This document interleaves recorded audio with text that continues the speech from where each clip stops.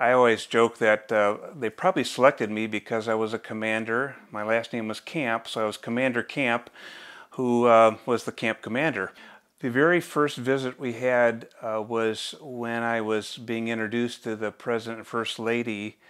They actually had to drive up from Washington instead of fly. So it was an hour-and-a-half drive. It was very tedious for them.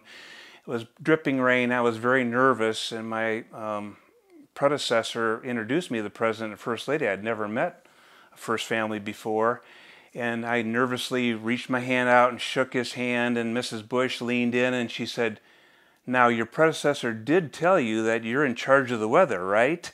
She had a very wicked sense of humor. President Bush was always very cordial, and both of them made you feel very much at ease, even though you're around, well, the First Family.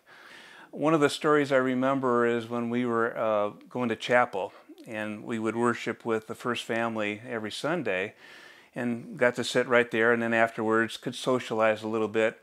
And that particular day, rather than wearing the standard tie, he had a bolo tie, you know, the kind that cowboys wear.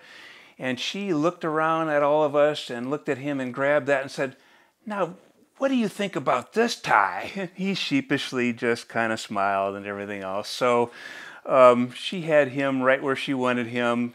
He loved every minute of it, and it was a very much a love story. He was a pretty fast-paced president when it comes to serving him.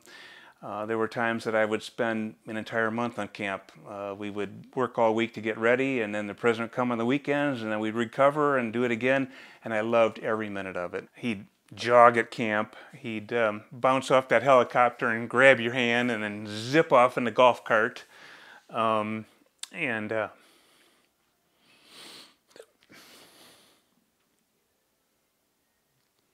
He was always very thoughtful and energetic and happy to be there. You knew when he stepped off the helicopter that that he was just letting the weight of the office kind of off his shoulders, and you could tell that we were part of that.